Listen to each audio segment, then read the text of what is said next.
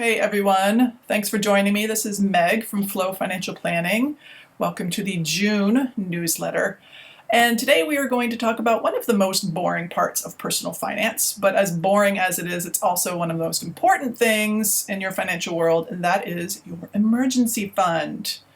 Now, emergencies can arise either because an unexpected expense, like a hospital bill or a car accident, come up, or because you've lost your job. Basically, now you have no more income to pay for any of your expenses. And if you work in the tech industry, that's the one I want to focus on, because the tech industry is really volatile and you're much more likely to lose your income than, say, a third grade teacher is.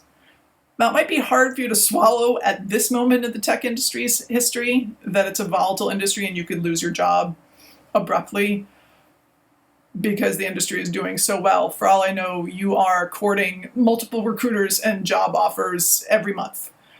But it hasn't always been like that, and it's not always going to be like that. Speaking from personal experience, I was in the tech industry in the early 2000s, and I got laid off. Now, I had a lot of good company. I knew tons of people who'd been laid off, and a lot of them actually ended up leaving the Bay Area where I was living at the time because they didn't have enough cash. They didn't have enough money to carry them through until the next job offer came along. So if you work in the tech industry, I want you to have at least 6 months worth of expenses in your emergency fund. And by expenses, I don't mean just look at what you're currently spending per month and multiply by 6. It's that subset of expenses that are your basic, unavoidable expenses. Rent or mortgage, loan payments, insurance premiums, groceries, basically. It is not travel, restaurants, clothing. It's not even Blue Apron, because you can buy groceries if you need to. And I use a couple of approaches to help my clients come up with emergency funds. There is the slow but steady approach that basically everyone can use, which is set up your paycheck to automatically divert a certain number of dollars every paycheck into the bank account that you have very conscientiously labeled emergency fund. And the reason you want it labeled emergency fund is that that is going to be a reminder every time you look at that account that this is for emergencies only, no touchies, don't use it for anything else. And then the fast approach, the second approach you can use to beef up your emergency fund is if you're lucky enough to have restricted stock units or bonuses like a performance bonus or a signing bonus.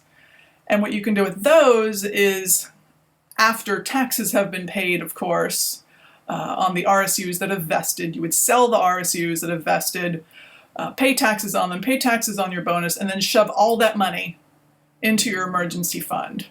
And I think you'll be really gratified to see just how quickly you can grow your emergency fund to the level you need it. So those are two ways to actually grow the emergency fund that you need. But I want to sort of give you a broader picture of why you should have a robust emergency fund. And that is that it gives you a choice. If an emergency arises and you don't have an emergency fund, you're going to be forced to make some pretty unpleasant decisions about where to get that money or how to reduce your expenses. If you have an emergency fund, you have a choice. And that is one of the things I think you should be focusing on in pretty much every financial decision you make is this going to increase my ability to make choices? Or is it going to really push me into a corner where I don't have choices? I vote for financial decisions that give you increased choice, because choice is strength, choice is power. An emergency fund is one of the cornerstones of that sort of choice in your life. So thank you again for joining me, and I will see you next month. Bye.